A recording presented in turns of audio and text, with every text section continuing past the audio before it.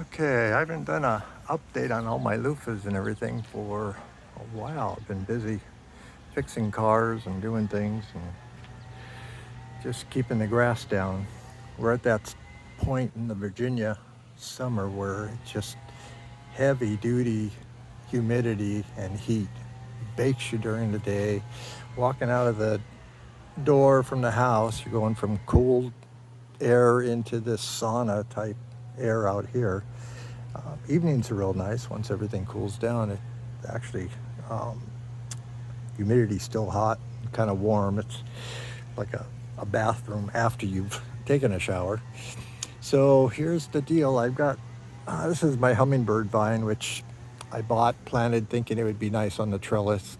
Realized after it came out that these things are everywhere. They grow up signposts, they grow in vacant fields, they grow everywhere. So even though I bought them, they I could get them anywhere around here, all over the street. But they're kind of cool. I'll let them go. Last year I had all my luffa and some clematis on there. So this year I've got my loofah out here primarily is I had some seeds that dropped there. They're growing up through here. So I've got my protected areas. I put little sticks to kind of warn myself where not to walk.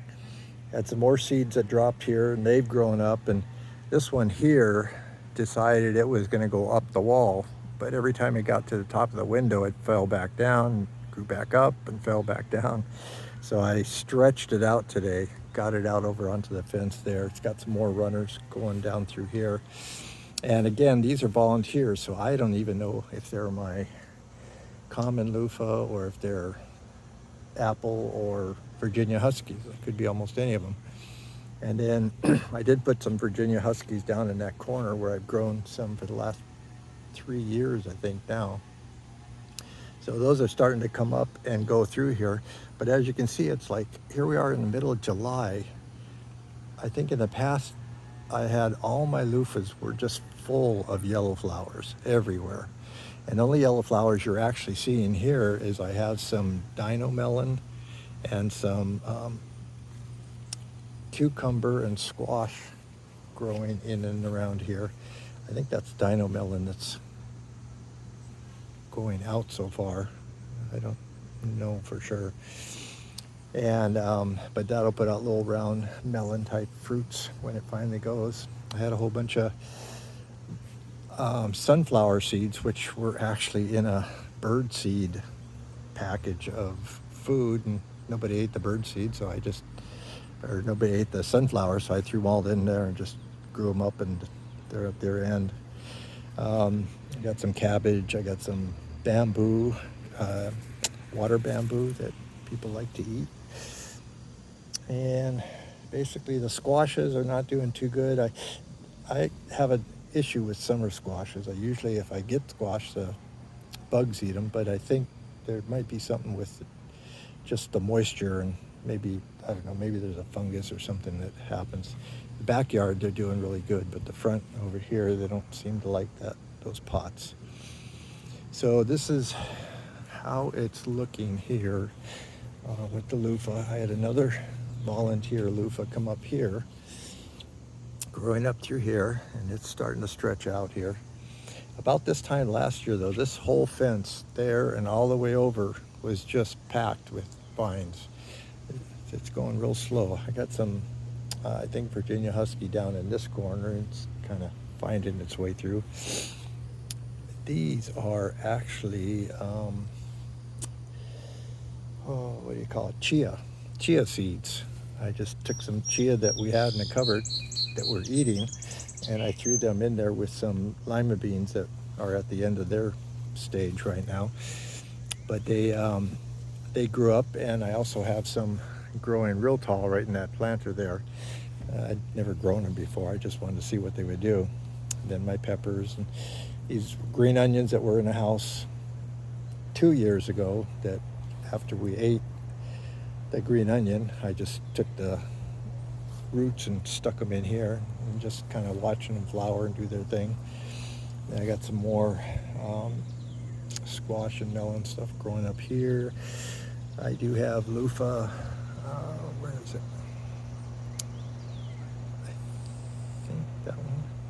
not positive, but I've got some loofah coming up through here too. This is my night blooming jasmine. I remember that from Hawaii, being able to smell those at night. I loved it. And so I got some winter tolerant one, and it's doing pretty good this year. My poor greenhouse, very end of its stages. So let's take a look from the outside, what it looks like. And I think today my granddaughter pointed out to me that there was a flower on here, but I haven't really seen it because I think most of the ones I'm seeing are that dino melon that's pretty much growing everywhere. But I'm gonna have to keep watching for it. And coming back through here, of course, the loofahs. I love the big fat leaves that they put out. And then we got this hyacinth bean vine, which I had growing from over here in a couple pots and over there, and hoping it's gonna kind of do its thing. I was trying to grow those to give seeds back to the guy that gave it to me, and I haven't had real good luck. And this is a pain. This is, I don't know if they call it Virginia creeper or what, but it's a little vine that grows up all over the place. Got to keep that down. And then, let's see. So we'll go way in the back there and take a look at that stuff, see how we're doing. Yeah, on my way back here, let's see what we got going. We got a catfish in there for almost 3 years now, and we just added more to the flock. We got a baby turkey, a brown baby duck, and 2 bar rock chickens. So they're in here. They spend all their time at night in my house in a little bird cage or guinea pig cage. Then they come back out here during the day, trying to acclimate them to go out in a coop eventually. The coop and the barn are out there where I lock everybody up at night so that they don't get eaten. And I'll go take a look at this side and see. This is where I got my apple and F2 and F3 Virginia loofahs growing.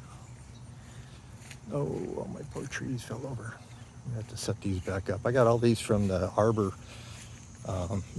Foundation a while back, a couple years ago, and I've been growing them in here just because I didn't really want to plant any more trees, but I got red bud, and this is a pawpaw, and some crepe myrtle, which I have full-grown crepe myrtles growing, so I don't really want those going. And I think one is a button bush. Anyway, there's a bunch of trees I'm gonna have to do something with, and then gardenia, which I got going in here and been keeping it going because I love gardenia. Reminds me of Hawaii too. So back here I've got dino melon and squash, and it's in that growing, spreading out stage, kind of doing its thing. Dino melon kind of reminds me of a cross between a cucumber and a squash to some degree. I don't know. Let's see. Oh, we got a squash. Okay. I have to grab that right now. And I've been getting a lot of squash and cucumbers out of all this stuff. Last year I tried to do loofah along this whole fence, and it kind of did some so-so. I did get some snake loofah, the ones that come out long and skinny. Started here and grew up on my elderberry. Take a quick look on this side of the fence too. So I got more squash and cucumbers and dino melons, and of course everything's just growing and flowering. Now we'll go over here and look at this stuff.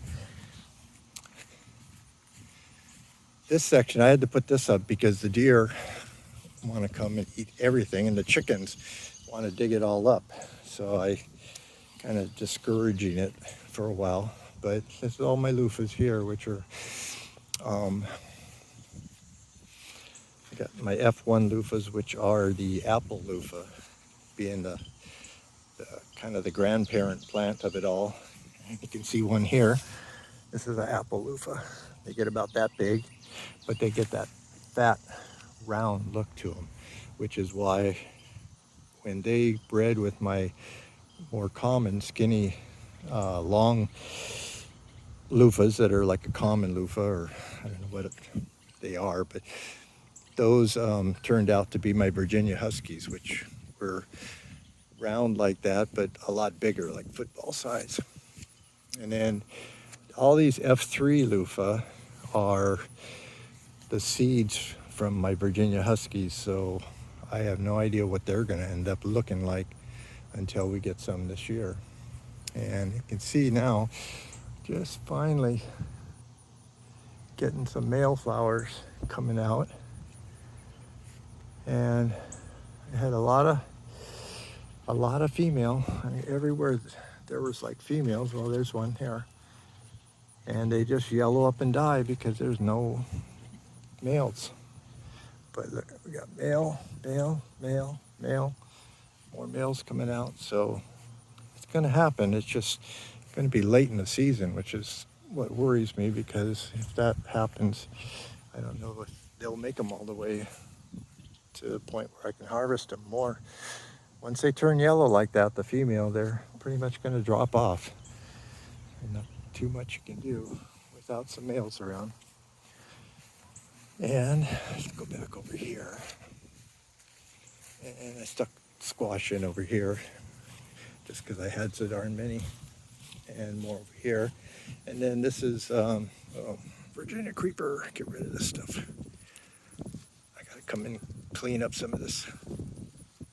This stuff will take over everything.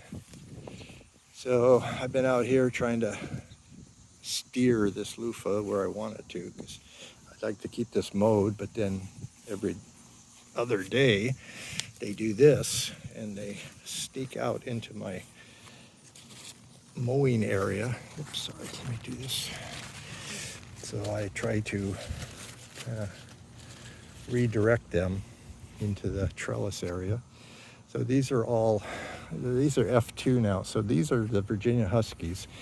They were the result of the apple and the common loofah, and they grew last year, and then they became the seeds that I planted for the F3. It gets confusing after a while, but F2, yeah, F2, F2. So these are basically like the ones that I grew last year that I got the big Virginia Huskies out of. And when they bred with whatever they happen to breed with around here, either common or another Virginia Husky, hopefully, then they produced the F3 seeds, which I'm waiting to find out what they're gonna turn out like. Take a quick peek over here, see if we got any runners. No, not too bad. I just mowed this like a couple days ago, and the humidity and the heat just is outrageous, and this stuff grows overnight practically. So I got some apple, and I got some other, this is pear, okay, and blackberry and raspberry. So coming over here, we got, this one is a white loofah, and it's pretty much maybe the only one I have, or only two I have, and I got like 3 plants in there, but it is so slow. It's just not taking off. Finally, it's getting there again, reaching the top. But this one, this is an apple F1 loofah, and that one is not doing too bad, but I've never had a lot of luck with what's growing in these tires, whether it was tomatoes or whatever. They just don't really thrive, it seems. But now I built this whole bamboo trellis, envisioning that the loofah would grow over the whole top of it. And here we got the F1, which are the apple loofah again, and they have male flowers all coming out now. And every one of these pretty much had females, they just died off. So this will make its way over the top of this bamboo trellis, and we'll see how that works out. And now this is a King Kong loofah. I have no idea how these are going to turn out. never grown them before. And then over here is another King Kong. So basically I've got the F1 apple, I've got the F2s, Virginia Huskies, and I got the babies from the Virginia Huskies that are F3, a white loofah, and some King Kong loofah. And we'll see how they work out. And then the rest of this stuff is more cucumbers, which cucumbers just appear out of nowhere. I mean, I just came and harvested a whole bunch. I think I've had like 2 harvests in a week of cucumbers, but they sneak out every chance they get. And then this little bamboo trellis, I don't know what I'm going to do with it over the long run, but it's kind of entertaining, I guess. All this here mint started off in a little patch in the center of this area, but it just encroached on everything. I had 4, see this squash. I had 4 squash plants that I planted in here, kind of just knocked the mint aside and put them in there thinking, well, maybe the mint will deter the rabbits and deer and things, but I think it's deterring the squash. They don't seem to like growing up in here because I had 4 plants in here and they don't seem to be doing well. The other thing is I've got a drip irrigation down here, but I had an extra line that I just stuck along the top here for now, and so it just might be way too wet for them. And these are my mountain mint, which I love because they bring every possible insect into play on these when they're going all the way. And I got my grapes growing in here. These were ones that I had in a bucket. I stuck it in there, forgot to move it, and it became permanent there. So, and then these are all my cone flowers, which this is all the branches from last year, but they just all started falling over, and the deer decided they wanted to walk through here, so they were knocking them all over. They come out with really nice yellow flowers. And then I'm not actually sure what this tree is now that I see it. It's getting real big. I'm gonna have to figure that out because I don't know if I want that tree there. And then butterfly bushes and my asparagus. And then a bunch of just different plants that I put in here. And these were all kind of like for the bees and the insects and some native plants and everything. So I just kind of left that part of the garden to use for that stuff. And I made this little section last year just to kind of stretch out, get some more plants in the ground. But again, I don't know, they just don't really like the moisture, I think, out here. And what do we got over here? Yeah, so this is, I think, a dino melon. And another dino melon and some squash. Or no, not squash, cabbage. So that's pretty much the deal there. As far as the rest of the yard, I got my peaches that are all gone already, but I just have a hard time getting any usable peaches out of them. My mulberry, which my granddaughter likes the best, they've all gone. The pears, which you can see, it seems like I don't find any time that I can pick them and get them to ripen. I've got a bunch in the house that I picked fairly early just to see if they would ripen. But in the meantime, the squirrels get out there and just munch them part way and knock them down. That's it for them. So I haven't had very good luck with the pears either. My little branch compost area. Chickens are always at work over here, keeping things taken care of for me. Eventually I'm going to bring my backhoe over here and kind of move all this stuff around. But I had some more volunteer pumpkin that came up out of the pile. We got one kind of nice little pumpkin coming up there. I guess that's pumpkin, but anyway, we'll find out. It's doing pretty good, kind of on its own there. And then I got a bunch more bamboo that I harvested from the same place I harvested all that stuff down the street. thinking about making a little covering over my driveway to get out of the sun and work. And my pecans, they're coming out. They're going to be going for it and dropping all over the place before long. And the duck pond. What? Go swim. Unfortunately, I got to get my filtering system set up to clean this water because the algae takes over on the top of it, which nobody seems to mind, but all my white ducks come out with a green layer on the bottom from swimming in it. So I'll work on getting that. I got a bunch of different pool stuff, and I make a series of barrels that with gravel and sand and all that, so that I can kind of filter the water through and back into the pond. And I lost my big original plum tree here, but I have my other plum I planted. I kind of saved my apple second year, but the deer were nibbling everything off on it, so I got it wired up and protected now. And I got some, I think, nectarine cherries. These two nectarines are like a more than one type of plant, I'm not sure. And that lemon, it comes up and has a hard time every winter and dies back again. So it's slowly getting up there, but it's having a hard time. One of my plum trees there didn't make it, died off. What? What do you want? It's not dinner time. And my original coop that was made out of a swimming pool frame went in here, and I attached it to the barn. And so now with my babies coming out, I'm gonna have to beef this up a little bit because they're gonna live in here for a while before they get to go free roam.